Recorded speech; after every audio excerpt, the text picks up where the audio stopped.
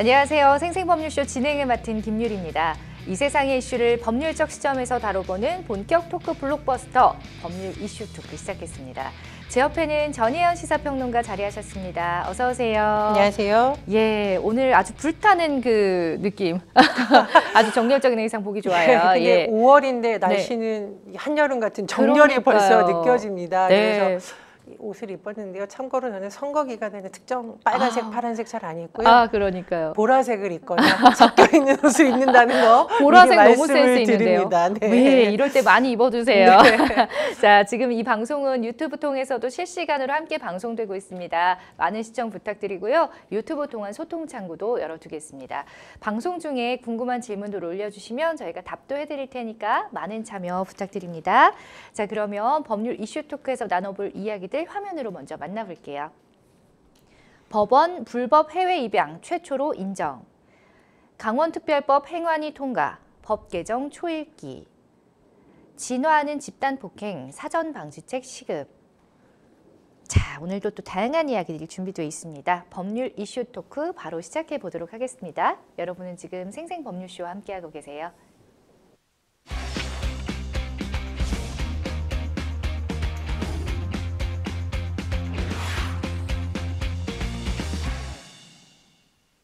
네, 법률 이슈 토크 먼저 법원 불법 해외 입양 최초로 인정에 대한 이야기 나눠보도록 하겠습니다.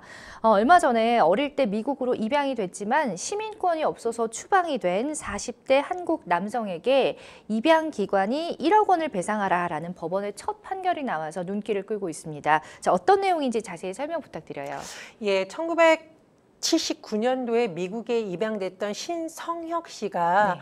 홀트 아동복지회와 국가를 상대로 소송을 냈습니다. 그런데 이 소송이 굉장히 오래 걸렸는데요. 네. 5년이나 걸렸거든요. 예. 이 판결 내용도 굉장히 주목을 받았습니다. 손해배상 소송을 냈는데 일부 승소 판결입니다. 신씨 입장에서 승소라는 건데요. 예. 일부라는 것은 법원이 일단 홀트 아동복지회의 책임을 인정을 한 거고요. 네. 1억 원을 배상하라 이렇게 판결을 내렸습니다. 재판부가 판시한 내용을 보면 신 씨가 시민권을 취득하지 못한 사실을 알지 못하는 것을 비롯해서 후견인으로서의 보호 의무 등을 위반했다라는 것이고요. 또 여러 가지가 있습니다. 그 과정을 다 짚었는데 네.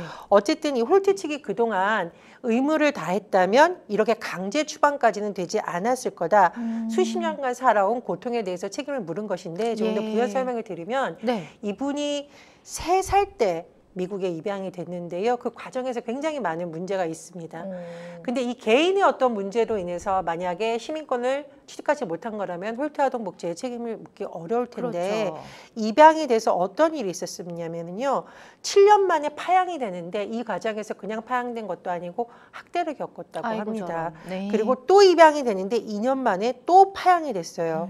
그리고 문제는 뭐냐면은 이 지금 아이인 상태에서 3살 때 입양이 됐다면은 뭐 시민권이라든가 이런 걸 당연히 어떻게 해야 되는 건지 모르겠죠. 그렇죠. 그리고 보통 입양을 했으면 입양한 부모들이 책임을 갖고 이런 행정적인 절차를 해서 법적 지위를 부여를 해줬어야 되는데 네. 이런 과정에서 시민권 조달 신청하지 않았습니다. 그렇다 보니 시 씨가 여러 가지 어려움을 겪으면서 이후에 이렇게 시민권도 없고 추방이 되는 상황까지 이른 겁니다. 그래서 사실은 이 신 씨의 상황, 신성혁 씨의 상황이라는 것이 입양 아들이 겪는 고통을 어떻게 보면 종합적으로 보여준 한 사례라고 할 수 있는 것이고요. 네. 또 이 홀트 아동복지에 이런 책임을 물은 판결이 사실상 처음으로 나온 것이라는 점에서 앞으로 해외 입양이 됐던 특히 이제 홀트 아동복지라든가 민간기관을 통해서 네. 해외로 입양됐지만 굉장히 많은 어려움을 겪었던 사람들이 유사한 소송을 낼 수도 있다라는 전망이 나오고 있는 상황입니다. 그렇네요. 또 처음이니까 최초다 그렇습니다. 보니까. 자, 어쨌든 뭐 입양과 파양이 반복되면서 얼마나 정신적으로 또 그다음 심리적으로 고통이 컸을까 참 안타깝습니다.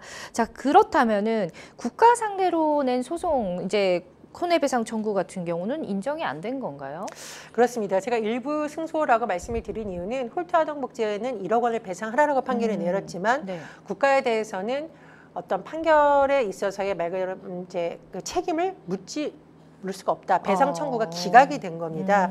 재판부의 입장을 보면 네. 정부가 일반적 의무를 다할 뿐이다. 여기서 일반적 의무라는 것은 입양의 요건과 절차 등을 정하는 이런 일반적 의무를 부담한 것이고 네. 관리 감독, 이런 홀트를 비롯한 기관에 대한 관리 감독 의무가 있긴 한데 네. 고의나 과실로 소홀히 할 수는 있다고는 볼 수 없다라고 판시한 겁니다. 하지만 굉장히 변호인단이 반발을 하고 있고요. 네. 제가 말씀드렸듯이 만약에 그러면 국가의 책임을 인정하지 않는다면 네. 앞으로도 이 불법 해외 입양이나 관리를 국가기관이 소홀히 해도 문제가 없다는 것이냐, 이런 문제 제기도 나오고 있는 상황입니다. 그러게 말입니다. 자, 신성혁 씨는 좀 이번 결과에 대해서 어떤 입장이신지 궁금하네요. 예. 정부 책임을 인정할 수 없는 것은 도저히 받아들일 수 없다라는 입장입니다. 그런데 저는 우리가 이게 상식적인 순에서 한번 좀 생각을 해봤으면 좋겠습니다. 네.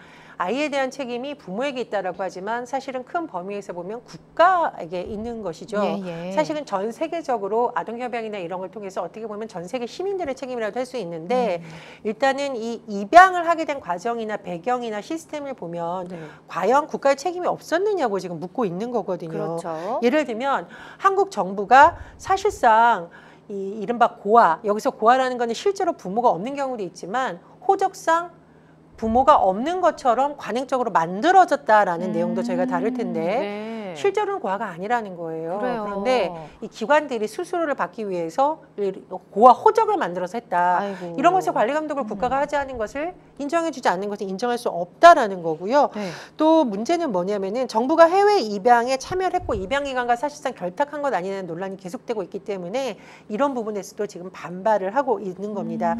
좀 추가로 설명을 더 드리자 보면 이분 같은 경우에도 뭐 국가기관이 나서가지고 적극적으로 도와주면서 소송까지 온 게 된 건 아니고요. 네. 본인이 국제 입양 문제 전문가들과 만나다가 내가 굉장히 부당한 일을 겪게 되었고 그리고 공익 변호사 그룹 공감이 있습니다. 이제 네네. 언론 보도에도 많이 나온 곳이죠. 이분들을 통해서 또 어떤 얘기를 나누게 됐고 민주사회를 위한 변호사 모임에 또 전문가들을 통해서 도움을 얻어서 소송까지 오게 된 겁니다.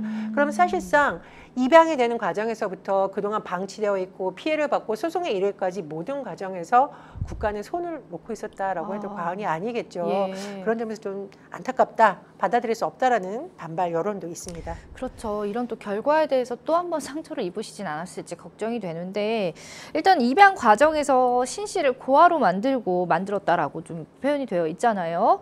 불법적으로 또 해외를 보낸 입양 기관의 책임이 있다라고 이제 법원에서 인정을 하면서도 국가의 책임은 인정하지 않는 이런 판단에 대해서 개인적으로 어떻게 보시는지 궁금합니다. 개인적으로 저도 이제 재판부의 판결에 굉장히 많은 아쉬움이 남습니다. 우리나라가 1953년부터 본격적으로 해외 입양 제도가 시작이 됐다라고 네. 보통 보거든요. 1953년이면 한국 전쟁 이후에 고아들이 많아졌고 뭐 이런 여러 가지를 감안한다 하더라도 문제는 뭐냐면은 당시에 여러 가지 관리 감독의 의무를 국가가 너무나 소홀했기 때문에 가장 취약한 아동들의 권리는 완전히 무시되었고 일각에서는 그런 비판까지 나오고 있거든요. 사실상 달러벌이로 아이들이 활용이 되었다라는 아이고. 비판이 나오고 있습니다. 우리가 한번 생각을 해봐야 될 게 더군다나 국내 입양이었다면은 원래의 가족을 찾는 것이 쉬웠을 텐데 그렇죠. 해외 입양을 가면서 이름이 잘못 기재되었다거나 아니면 정보를 입양을 보내려는 그 기관의 사람들이 고의로 누락시키거나 하면서 입양을 간 아이들의 권리가 철저히 파괴되고 누락이 되었다. 네. 그럼 과연 이건 누구의 책임인가? 과연 그 기관만의 책임이라고 볼 수 있는가? 국가의 관리 감독의 책임이 다하지 못한 것이다라는 비판을 네. 피하기 어렵다. 좀 이런 여론이 많은 상황입니다. 그렇습니다. 자, 아까도 뭐 살짝 변호사님들도 좀 이렇게 반발을 했다, 비판을 했다라는 의견을 말씀해 주셨는데요. 일단 홀트 아동복지회 손해배상 책임을 물으면서도 국가의 관리 감독 의무 불이행은 인정하지 않은 데 대해서 이 변호사님들이 장문의 성명을 통해서 강하게 비판을 했다고 합니다. 이 얘기 자세히 나눠보죠. 예, 쉽게 요약을 해서 말씀드리면 홀트의 불법 행위는 인정을 했다, 재판부가. 그런데 이런 홀트 같은 기관을 관리, 감독할 국가의 책임을 묻지 않는 것은 말이 안 된다. 이렇게 예. 요약을 할 수 있겠습니다.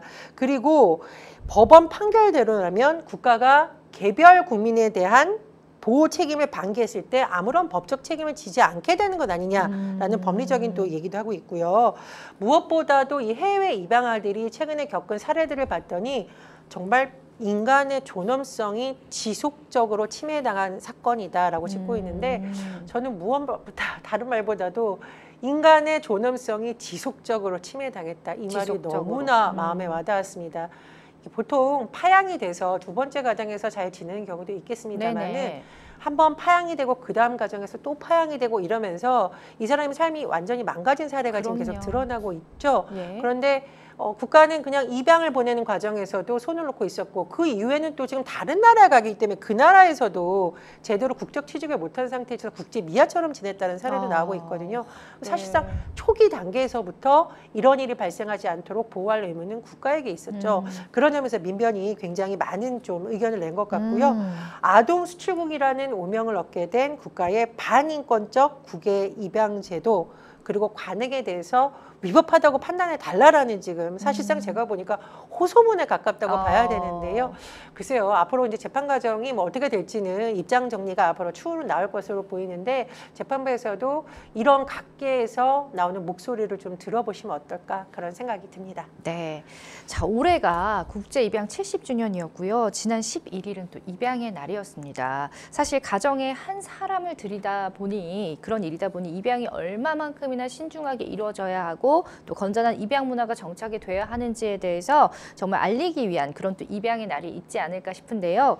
10여 년 전 같은 경우에는 입양 아동의 권익 보장 및 국외 입양의 감축 등을 골자로 하는 입양특례법 개정안도 시행이 됐었죠. 자, 개정안에 따라서 재단법인 중앙입양원이 설립이 됐고 입양 정보 통합 관리 시스템도 운영되기 시작했는데 언뜻 보면 이 국내 입양 시스템은 꽤 잘 마련이 되어 있는 것 같이 보이지만 불과 몇십 년 전만 하더라도 한국은 아동 수출국 1위다라는 꼬리표가 붙었었습니다. 이 아동 수출국이라는 말이 참 슬프네요. 예. 너무 슬픈 일입니다. 예전에 보면 뭐 $500, $800 이렇게 내면 비행기값 빼고 수수료가 그 기관에 지급이 됐었다. 그래서 이 기관들이 물론 뭐 그 내부에는 선한 의지를 갖고 있는 분들도 있겠지만 네네. 좀 나쁜 의미로 보자면은 고아원이라든가 이런 시설을 다니면서 해외에 이 아이를 입양하려는 부모들이 원하는 조건의 아이를 약간 의도적으로 입양시킨 것 아니냐라는 말까지 지금 나오고 있는 상황입니다. 예. 이게 정말 철저히 아동들의 인권이 무시된 거고요. 그리고 아까 판결과 강정에서도 우리가 다시 한번 짚어볼 부분이 있는데 과거에 제가 말씀드린 호적 있잖아요. 부모가 있는데도 부모들이 키울 의사가 없다라면 그냥 고아처럼 호적을 만들어서 입양을 보낸 이런 제도가 이제 사실상 용납이 됐었다는 겁니다. 어허, 지금 네. 이제 전문가들이 계속 국가의 책임을 지적하는 것은 뭐냐면 이런 관행이 있는 걸 다 알고 있었는데서도 묵인한 것 아니냐. 그럼 결국은 이것은 관리감독 국가의 책임이라고 지금 얘기를 하고 있는 거고요. 다만 이제 최근에는 여러 가지 공적인 부분에서 입양관리 시스템을 많이 정부가 도입하려고 하고 있습니다. 그 네. 이유는 뭐냐면 민간이 하다 보니까 수수료의 유혹을 떨치기가 너무 어렵다는 거예요. 적어도 이것을 정부에서 관리하는 시스템으로 만든다면 수수료 때문에 무리하게 입양을 보내야 될 이유는 없어지는 거잖아요. 그렇죠. 그런 부분이 있고 두 번째 공적 시스템이라는 것이 굉장히 중요한 이유는 공적인 시스템은 모든 것을 문서화해서 요즘은 전자기록으로 남기고 있습니다. 네. 그렇다면 이 입양을 가게 된 분들이 나중에 커서 나의 권리를 찾고 싶다 할 때 뭔가 기록이 남아 있어야 되잖아요. 근데 과거에는 종이 서류를 부실하게 만들었을 뿐만 아니라 허위로 기재하거나 아예 없어진 경우도 있다 보니까 입양인들이 한국에 와서 내 뿌리를 찾으려고 해도 아예 뭐 예를 들면 자료가 다 타버렸다. 이러면은 찾을 수 너무 있는 허탈하죠. 방법이 없는 네. 겁니다. 그래서 여러 가지 측면에서 정부가 공적 제도를 강화한다라고 하는데요. 앞으로도 좀 보완해야 될 점은 여전히 많기 때문에 전문가들이라든가 또 현장에서 일하셨던 분들의 목소리가 많이 반영돼야 될 것으로 보입니다. 예, 그렇습니다. 뭐 앞서 말씀드렸다시피 실종 아동들 같은 경우도 또 해외에 입양되는 경우가 꽤 많잖아요. 1994년에 딸을 잃어버리고 이후에 실종 아동 찾기 협회 대표가 됐다는 서기원 씨는 해외 입양은 범죄다 이런 또 주장을 펼쳤다고 합니다.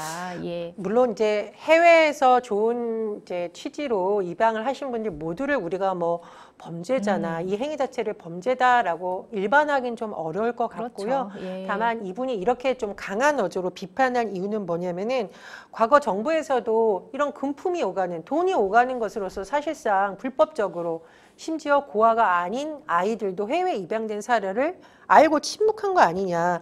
과거에 보건사회부, 지금의 보건복지부에서도 실태조사 하려다가 한 적이 있는데 네. 정부가 이걸 모르고 있었던 건 말이 안 되니까 정부가 사실상 범죄에 가까운 행위를 묵인해 왔다라는 주장을 하신 것으로 보이고요.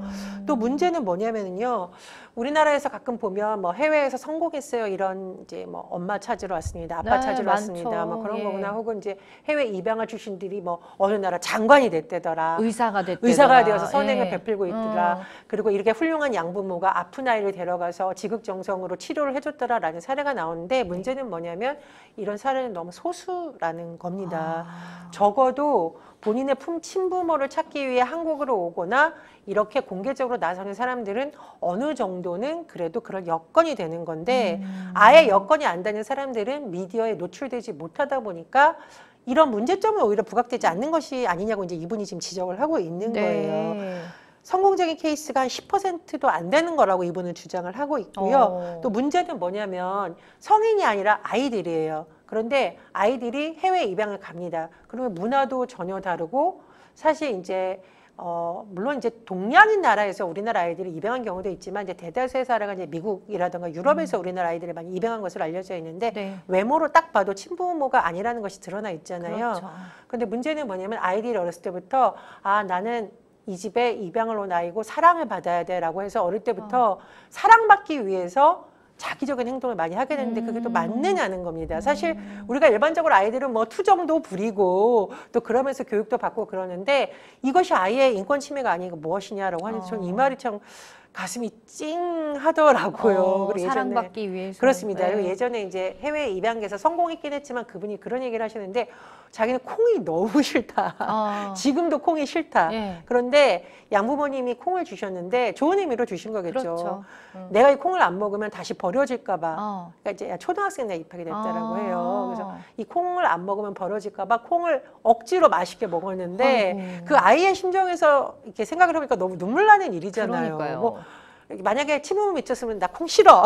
엄마랑 옥신각신하는 과정이 있었겠지만 나 부모님한테 사랑받아야 하는 마음이 너무 강했다. 그래서 제가 말씀드리고자 하는 취지는 뭐냐면 해외 입양이 범죄행위라고까지 하는 이분들의 심정을 우리가 좀 헤아려야 된다는 네. 것이고 다만 입양 자체를 너무 우리가 부정적으로 보면 거기서는 부작용이 있을 수도 있으니까 그렇죠. 좀 이 성과 악을 너무 뭉뚱그려서 보지 마시고 보완해야 될 부분은 보완해야 될 부분으로 그러나 과거의 입양 제도에서 문제가 된 점은 개선하는 쪽으로 나아가야겠죠.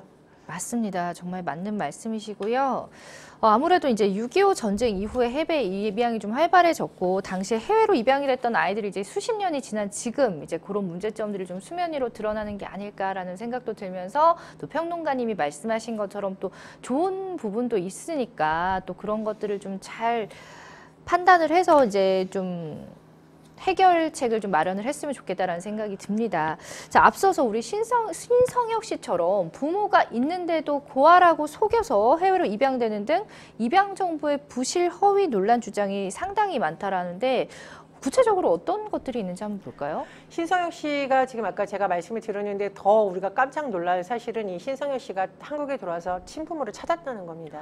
그럼 아니 친부모가 있는데 어떻게 이렇게 된 건지도 궁금해요, 사실은. 그렇습니다. 예. 이게 문제는 뭐냐면 심지어 이름이 신송혁으로 돼 있었다고요, 서류에. 그러니까 이건 잘못된 정보인 것도 있고 또 이분이 이제 어떤 시민권을 상실하게 된 여지 못하는 과정을 보면은 일단 입양을 한 그 양부모가 제대로 해주지 않은 것도 있고 두 번째 파양이 된 이후에 살다가 본인이 한국에서 가져온 성경책하고 강아지 인형이 너무 다시 가지고 싶어서 갔다가 주거 침입죄가 돼서 형사처벌을 받은 거예요. 이런 전력 때문에. 부모 때문에. 그렇습니다. 파양돼 있는 부모 가정에 찾아가서 그래서 결국은 네. 불법 체류자 신세가 돼서 추방까지 된 겁니다. 그런데 이게 한 개인의 삶이 불법 체류가 돼서 추방됐는데 이분 여기서 또 결혼을 한 상태예요. 그러니까 미국에서. 그렇습니다. 이게 이제 이 삶 전체가 지금 어떻게 보면 굉장히 불안한 과정이라고 해야 되는데 이 신성혁 씨가 이런 과정을 쭉 돌아보면은 가장 근본적인 문제는 친모가 있는데도 잘못되어 있는 정보가 기재되어 있었고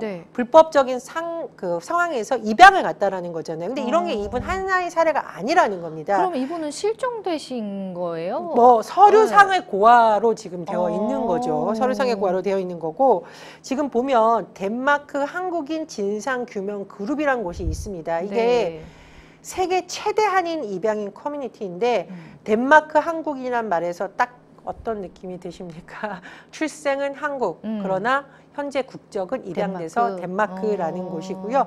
덴마크나 이제 미국으로 입양됐던 입양아들이 주로 되는데 네. 650여 명이라고 해요. 꽤 그리고 많네요. 이 중에 무려 334건을 진실화해위원회에 제발 이거 조사해 주십시오라고 제출한 아이고. 겁니다. 잘 보셔야 되는 게 네. 진실화해위원회가 민간인들끼리의 소송을 다루는 곳은 아니죠. 네. 이분들은 이것이 국가폭력의 한 부분이다. 국가의 시스템이 제대로 작동하지 않았다고 보고 있는 것이고요. 앞으로도 이런 부분에서 법원 판결도 나왔습니다만은 또 진실화해위원회에서의 조사라든가 또 추가로 어떤 소송에 있었을 때 법원이 어떻게 판단을 내리느냐가 굉장히 중요한 쟁점이 될 것으로 보입니다. 참 얘기를 들으면 들을수록 신 씨에게 그 지급하라는 1억 원이 너무 적지 않나. 이 사람의 인생 맞습니다. 전체를 이렇게 송두리째 힘들게 해놓고 그런 생각이 자꾸 들어요. 그리고 제가 네. 보기에도 이분이 소송을 낸 게 꼭 돈을 받아야겠다가 아니라 지금이라도 이런 거 바로 잡아야 된다는 맞아요. 문제의식이 굉장히 있었다라는 예, 예. 점을 저는 좀 말씀을 드리고 싶습니다. 그렇습니다. 자, 4년 만에 신 씨의 승소로 끝난 이 사건, 뭐 완전히 끝난 거는 어떻게 보면 아닐 수도 있지만, 자, 법조계에서는 비슷한 소송이 이제 줄줄이 나올 수 있다. 아까 우리 또 평론가님께서도 말씀해 주셨는데 그런 관측이 또 일고 있다고요. 네. 그렇습니다. 제가 아까 덴마크 한국인 진상 규명 그룹이란 곳이 있다라고 했고요. 이것을 만드는 데 주도했던 피터 밀러, 한본영 씨, 이게 덴마크로 입양됐던 입양인 분들이거든요. 이분들이 이거 정말 시작에 불과하다. 그리고 앞으로 유사한 소송도 있을 거고 중요한 것은 여기에 대한 진실들이 이제는 밝혀져서 우리 같은 사람은 나오지 말아야 된다는 말씀을 하고 있는 겁니다. 네. 그래서 이번 판결이 굉장히 중요한 거고요. 또 11살 나이로 프랑스에 갔던 이분 성함이 우리 MC님하고 비슷합니다. 그러니까요. 김유리 씨예요. 예, 김유리 같네요. 씨인데 네. 김유리 씨가 또 소송을 냈는데 제가 아까 왜 고아오적이란 말 쓴 적 있잖아요. 네. 이분 같은 경우에는 왜 소송을까지 내게 됐냐. 유년 시절 내내 프랑스에서 양부한테 성적 학대에 시달렸다라고 아이고, 해요. 저런. 그래서 네. 결국 도망을 쳤고 한국으로 돌아와서 친부모를 찾다가 깜짝 놀라게 된 겁니다. 뭐냐면 보육시설에서는 너네 부모가 너네를 버렸어라고 했는데 알고 보니까 그게 아니었다. 그리고 해외 입양을 보내기 위해서 고아호적을 만들었다라는 겁니다. 알고 보니까 가정형편 때문에 잠깐 이 보육시설에 부모가 유리 씨를 맡겼는데 부모가 니네 버렸어 라고 한 거예요. 그렇게 알고 있었던 겁니다. 어머. 이게 과연 돈으로 보상이 될 수 있는 안 되죠, 안 되죠. 문제인가. 네. 그리고 제가 말씀드렸듯이 버젓이 부모가 있는데도 고아호적으로 꾸며가지고 해외로 입양을 보냈고 혼자 보낸 건 아니고요. 남매가 같이 입양이 됐는데 당시에 든 비용이 $8,000, 한 사람당 400만 원의 수수료를 받고 예. 좀 극단적으로 말하면 거래가 된 아이고. 그런 상황이라고 하죠. 그래서 이 절차라든가 사후 관리에 대해서 문제를 묻겠다라는 거고 이 김유 씨가 일단 프랑스를 대상으로 먼저 소송을 내겠다. 왜냐? 프랑스, 나 지금 프랑스 국민이지 않냐. 예. 당신들이 해외에서 입양아를 당신들의 국민으로 받아들이면서 왜 이런 부분 확인을 안 했냐라고 묻고 있는 거거든요. 저는 이런 부분도 굉장히 좀 우리가 유심히 봐야 되는 부분이고 네. 프랑스를 상대로 소송을 내고 앞으로 한국 정부의 책임도 묻겠다라는 것이 이분의 계획입니다. 그래도 또 많은 또 해외 입양아 분들이 용기를 좀 내주시는 것 같아서 또 어떻게 보면 그렇지만 참 잘 보상이 될지 모르겠습니다. 이렇게 평생 받은 상처를. 자, 현재 노르웨이와 스위스 또 프랑스 등 5개국에서는 한인 불법 입양 관련 조사가 진행 중이라는데요. 이 얘기 나눠보겠습니다. 이 부분 참 우리가 안타깝고 좀 국제사회에 부끄러운 부분입니다. 아까 제가 말씀드린 우리나라의 진실화해위원회 네. 그리고 세계 5개국에서 진행 중인 한일 불법 입양 관련 조사가 굉장히 주목을 받고 있는데요. 우리나라에서 그동안 해왔던 이런 잘못된 관행이라던가 불법적인 요소는 분명히 헤이그 국제아동협약 비준에 어긋난다라는 지적을 전문가들이 하고 있고요. 제가 아까 말씀드렸듯이 이제 제발 이제 공공에서 이런 걸 좀 관리를 해서 더 이상 돈 때문에 아이를 수출한다 이런 오명은 맞아요. 벗어야겠고 중요한 것은 입양아들의 인격과 삶이 파괴되는 일 없어야 된다는 목소리가 지금 나오고 있습니다. 그리고 다른 나라도 이렇게 많은 거 아니야 라고 하지만 이 많은 전문가들의 조사에 따르면 우리나라처럼 이렇게 고아를 해외로 쉽게 입양 보낼 수 있는 허술한 시스템을 가진 나라가 많지 않다. 예. OECD 사례를 봐도 그렇고 다른 나라 사례를 봐도 많지 않다라고 합니다. 물론 한국 전쟁이라는 특수한 상황이 있긴 했습니다만 이런 부분 때문에 아마 해외에서도 많은 부분 또 조사가 이뤄질 것으로 보입니다. 그러니까요. 자, 지금 방송 시청하시면서 아니 아직도 우리나라 그 해외 입양이 이루어진다고 하면서 의아해하시는 분들도 계실 것 같은데 이제 우리나라가 선진국 대열에 어느 정도 합류를 했고 저출산 또 국가잖아요. 왜 아이를 지금 아이가 부족한 시대에 해외로 입양을 보내느냐 이렇게 생각하실 것 같은데 사실은 또 작년만 해도 100여 명 정도가 넘는 아이들이 외국으로 또 입양이 됐다고 합니다. 이 원인이 뭐라고 보시는지. 이게 참 아직까지도 제가 보기에는 우리나라의 복지 시스템이 너무나 좋다. 그러면 굳이 원부모들이 해외 입양을 택할까라는 좀 의문점이 있어요. 왜냐하면 예. 지난해 324명 중에 해외 입양아가 142명이거든요. 네. 그런데 이거 잘 보셔야 돼요. 입양 아동이 발생한 사유에 가장 많은 것이 미혼모, 미혼부 86.1%였거든요. 네네. 그러면 뭐냐? 미혼모나 미혼부에게 태어난 아이들도 복지 시스템 안에서 잘 자랄 수 있다면 네. 제가 보기에 부모들이 필사적으로 입양을 안 보내겠죠. 예. 그래서 이런 부분이 좀 영향을 미친 것이 아닌가 생각이 들고요. 또 국외 입양 국가는 미국이 가장 많았다고 하는데 네. 제가 보기엔 아마 이제 문화적으로도 여러 가지 요인이 있을 것이고 또 뭐 한인 사회 커뮤니티가 뭐 형성되어 있는 점이 또 미국인들한테 한국인들에게 어떤 가진 이미지에 영향을 미쳤다 여러 가지 분석이 네. 가능한데 어쨌든 제가 보기에 입양 자체를 우리가 비판할 건 아니지만 이렇게 해외 입양까지 안 가더라도 네. 국가 시스템 안에서 어떤 아이든 권리를 보장받으며 가는 쪽으로 가야 된다. 이 주장이 좀 그래도 많은 설득력이 있는 것으로 보입니다. 그렇죠. 기본적으로 입양에 관해서 좀 국가가 좀 적극적으로 나서줘야 될 필요는 있어 보입니다. 네, 국내에서 입양이 이루어지지 않는 건강 이상 아동이 해외로 입양된다는 국내 입양기관의 주장이 있었는데 이 부분에 대해서는 또 사실이 아닌 것으로 드러났다고 해요. 이건 무슨 얘기인가요? 미디어에 가끔 보면은요, 우리나라에서 굉장히 치료받기 어려운 희귀 질병을 가진 아이가 있는데 해외 양부모가 입양해서 치료해줬다. 이게 미담처럼 소개된 경우가 네. 꽤 많았습니다. 그런데 문제는 뭐냐면은 그것이 과연 사실이냐, 대다수냐 아니라는 겁니다. 민주당의 김성주 의원실이 지난 5년간의 해외 입양 자료를 보건복지부로 제출해서 분석을 해보니까요. 2008년에 302명이었는데 5년간 1,182명이 해외로 입양이 됐습니다. 중요한 거. 그럼 이 중에 건강 이상이 있었던 아동은 몇 퍼센트일까요? 16.1%라는 겁니다. 그래서 민간 일부 기관에서 우리나라에서 도저히 치료할 수 없어서 해외로 보냈어요 라는 말은 일반화될 수 없는 소수의 사례다라고 지적을 하고 있고요.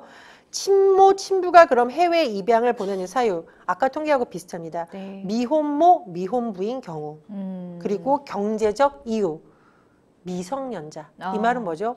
도저히 키울 수 없는 상황이에요. 예. 라는 것을 우리가 해석을 할 수 있거든요. 그래서 이 김성주 의원도 강조를 하고 있습니다. 사회 취약계층에 대한 복지 체계를 이제 좀 우리가 단단하게 만들어서 해외 입양 선택할 수밖에 없었어요라는 말 좀 안 나오게 하자는 주장을 하는 것이 설득력을 얻고 있습니다. 네, 이제는 좀 해외 입양 중단을 선언하고 아동 수출국이란 오명을 좀 벗어야 할 때다라는 목소리가 커지고 있는데요. 평론가님 이 부분에 대해서는 어떻게 보시는지요? 예, 우리가 왜 스웨덴이라든가 유럽의 복지국가 얘기할 때 미혼모, 미혼부들의 아이들도 차별 없이 크는 시스템을 많이 얘기를 하고 있습니다. 네. 맨날 저출생 얘기하고 인구 준다면서 태어난 아이마저도 해외로 입양 보내는 이 현실에 대해서 우리가 참 씁쓸하게 바라봐야 되고 제도 개선이 있어야 된다는 주장 저도 100% 공감을 하고요. 네. 입양을 갔던 분들이 왜 우리의 권리는 생각해 주지 않죠? 라는 말을 들었을 때 너무나 마음이 아팠습니다. 그런 부분에 대해서도 이번 판결을 계기로 좀 더 활발한 논의가 이루어지고 제도 개선으로도 이어졌으면 하는 바람입니다. 그러니까요. 혹시 그 영화 라이언이라고 보셨어요? 네, 못 봤습니다. 그게 또 입양에 관련된 그 내용이었는데 니콜 키드만 이제 입양한 엄마로 나와요. 근데 정말 좋은 엄마, 그런 엄마가 세상에 없어서 오히려 입양 간 게 다행이다라고 생각할 정도였는데 그런 부모를 실제로 많이 좀 만나볼 수는 없는 건지 너무나 안타까운 마음이 듭니다. 자, 반면에 해외 입양 제도를 무조건 이렇게 부정적으로 보지 말아야 한다는 또 견해들도 있다고 하는데 이 부분은 또 어떤 의미에서 이런 얘기가 나오고 있는지 궁금하네요. 예, 한국 입양 홍보회라는 곳이 있습니다. 이것을 네. 설립한 사람이자 회장의 스티븐 모리슨 씨 같은 경우에는 너무 해외 입양을 나쁘게 보지 말아달라라고 네. 하거든요. 이분은 한국에 있을 때 굉장히 아버지로부터 폭력을 많이 받아서 아주 어린 나이에 집에서 나왔다가 또 보육시설에 있다가 미국으로 입양이 된 사례입니다. 네. 그런데 거기서 만난 아버지의 모습을 보면서 너무나 행복하게 있었다는 거죠. 어. 아버지가 어머니한테 보여주는 모습 그리고 너무 그 교육제도에서 너무 행복했고 네. 사랑을 받았다라고 예. 말씀을 하시고 있거든요. 그래서 오히려 입양제도를 양지화시켜서 긍정적인 면도 살려야 된다 이렇게 네. 주장을 하고 있습니다. 그러니까 또 그런 긍정적인 부분도 많기 때문에 그런 부분도 좀 공감이 되네요.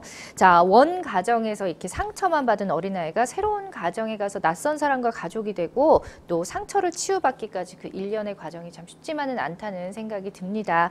자, 또 해외 입양이 됐다가 성인이 돼서 이제 고국인 한국으로 친부모를 찾는 분들도 많잖아요.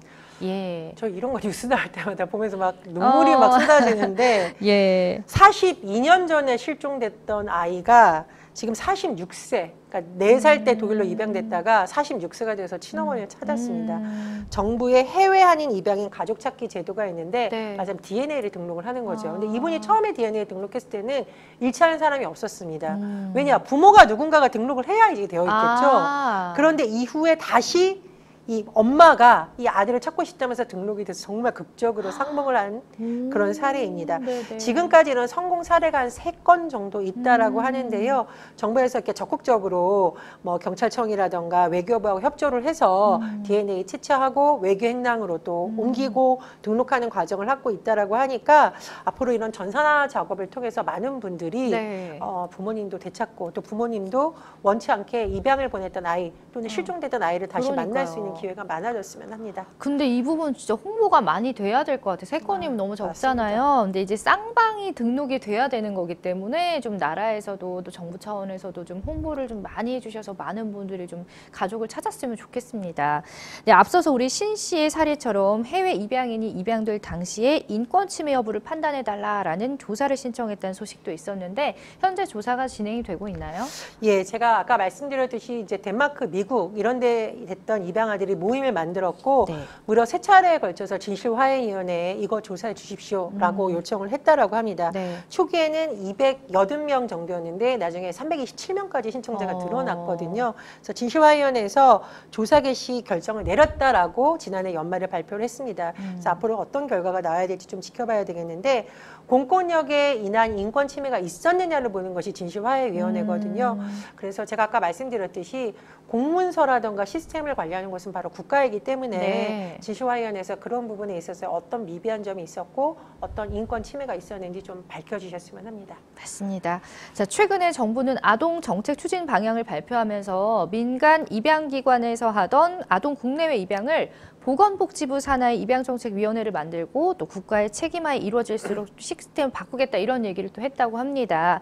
자, 논쟁이 불붙기 시작한 해외 입양 제도 어떤 방향성이 고민돼야 하는지 또 얘기를 듣고 다음 이슈로 넘어가 보겠습니다.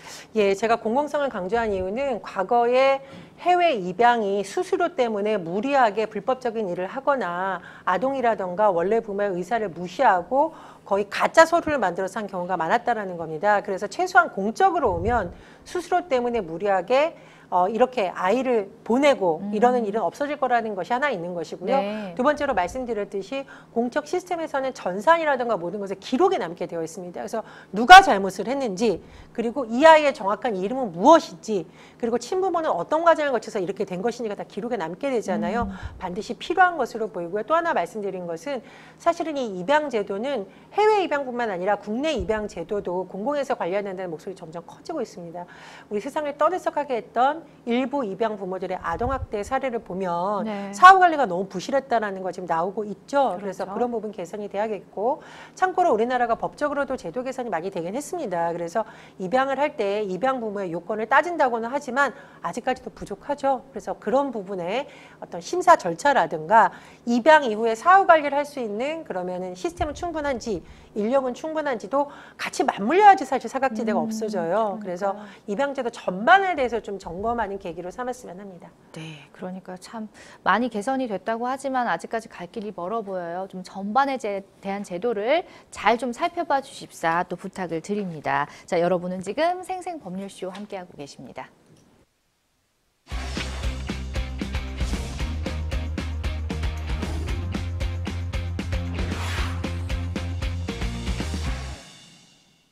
네, 다음 주제 알아보겠습니다. 이번 두 번째 이슈는 강원특별법 행안위 통과 법 개정 초읽기입니다. 관광산업 발전과 지역경제 활성화를 위한 각종 특례를 포함한 강원특별자치도법 개정안이 어제 국회 행정안전위원회 소위를 통과했습니다. 아주 따끈따끈하네요.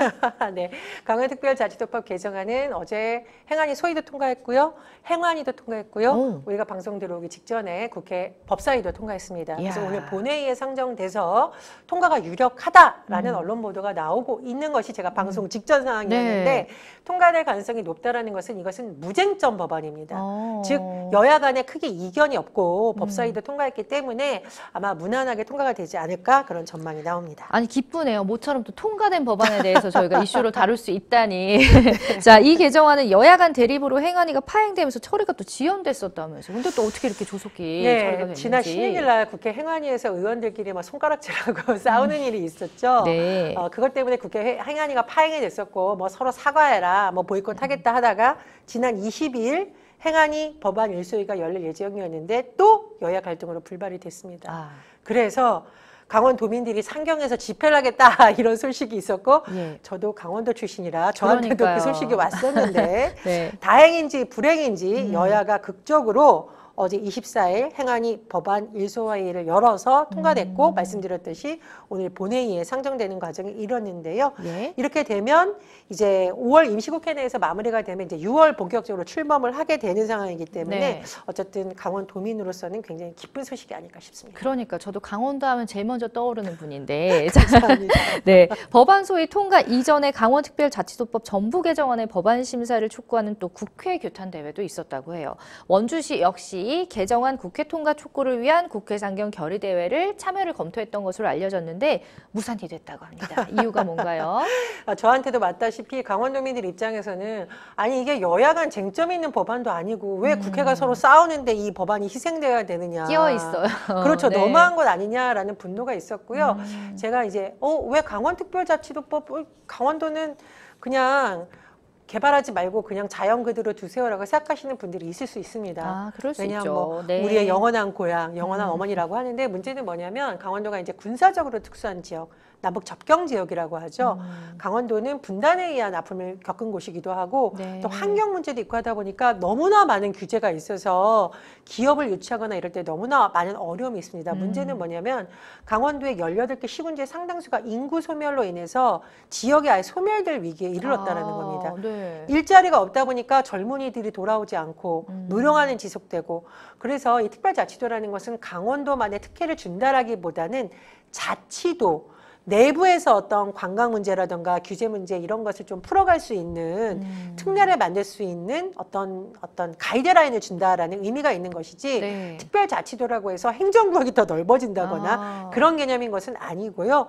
다만 제주특별자치도와 비교했을 때 아직까지 좀 갈 길이 멀다 이런 지적도 나옵니다.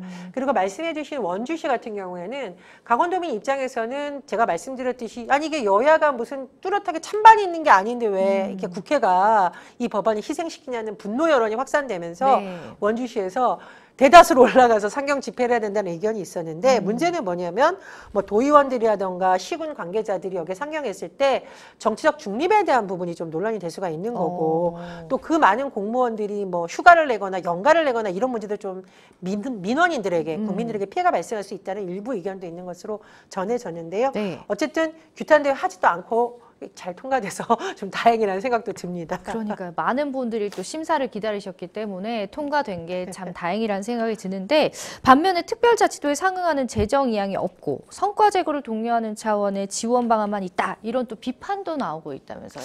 그렇습니다. 예. 사실 제가 아까 말씀드렸듯이 강원도 같은 경우에는 환경 문제 있어 규제가 굉장히 많습니다. 뭐 예를 들면 물과 관련된 부분도 있을 거고요. 또 이제 산림 같은 경우에도 굉장히 뭐 복잡한 여러 가지 문제가 있고 네. 또 뭐 하나 설치하려고 그러면 또 환경단체하고 부딪히는 경우도 있습니다. 환경부와 다른 부처 간의 입장이 엇갈리는 경우도 있고요. 그런데 문제는 뭐냐면 강원도 입장에서는 왜 강원도의 운명을 또는 강원도의 발전을 중앙정부 중심으로 자꾸 하냐라는 비판 여론이 있었거든요.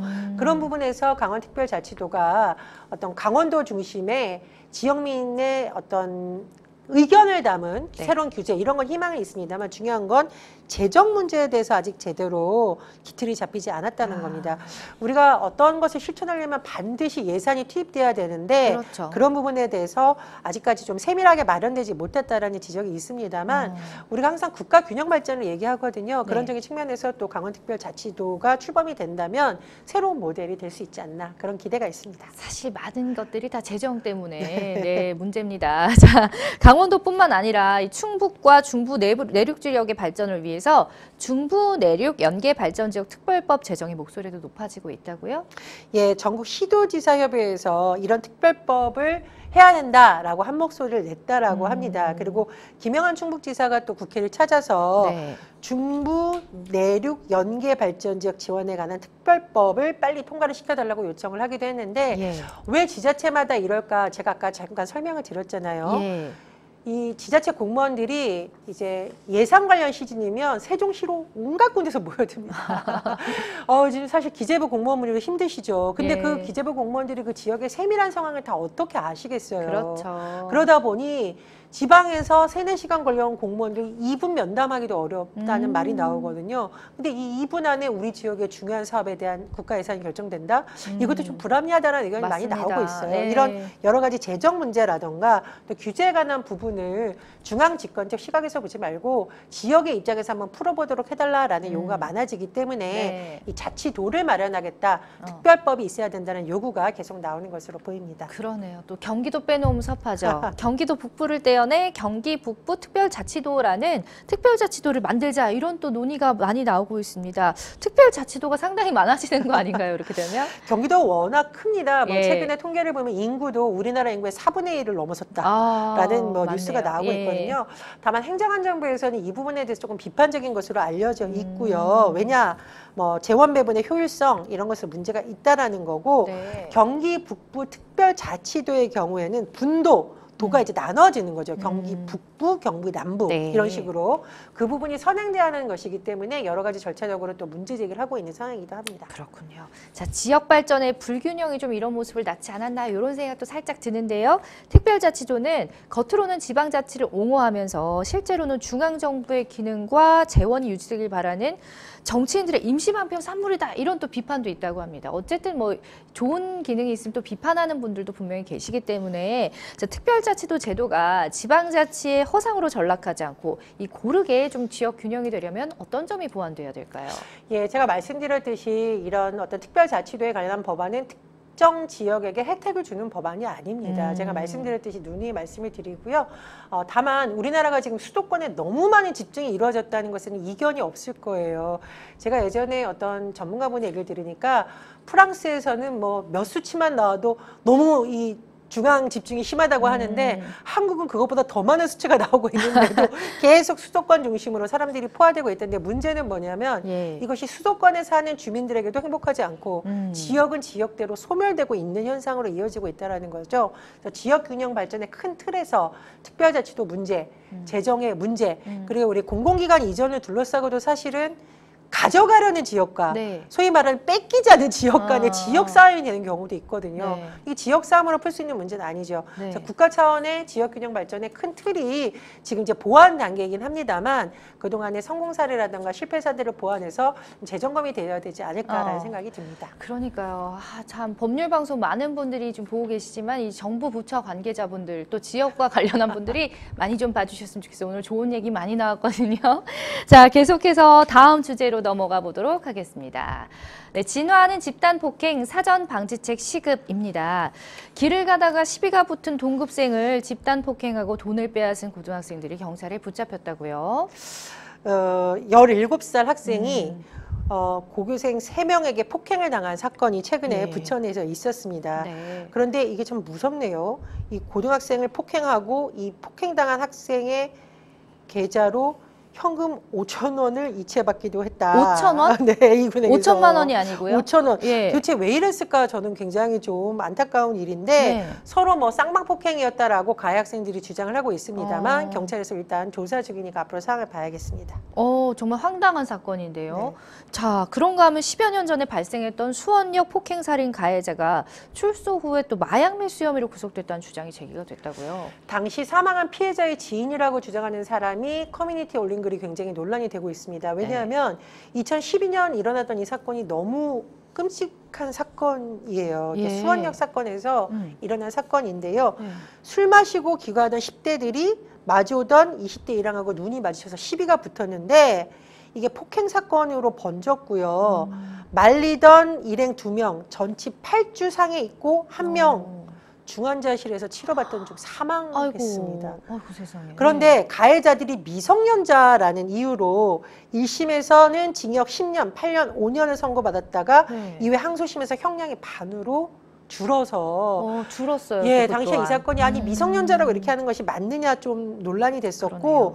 또 가해자들이 판결이 선고되니까 웃었다 이런 또 보도가 나와서 전혀 반성하지 않는 거 아니냐 지금 논란이 되고 있는 상황이었어요. 예. 그리고 가해자로 추정되는 인물의 SNS가 또 공개되기도 했었는데 역경을 같이 이겨낸 놈들 사랑한다라면서 가해자들과 뭔가 과시하는 듯한 글과 사진이 올랐다라고 하는데 예. 더 문제는 뭐냐면 당시에 가해자였던 사람이 출소한 이후에 알고 보니까 필로폰을 9kg의 밀산 혐의로 구속됐다라고 한다라는 겁니다. 그래서 이분이 주장하는 건 뭐냐면은 옛날에 솜방망이 처벌을 해줬지 않느냐 미성년자로. 예, 예. 근데 이 사람들이 과연 제대로 회개했느냐. 그게 아니다. 더 큰 범죄자가 됐다라고 지금 주장을 하고 있는 거죠. 그러네요.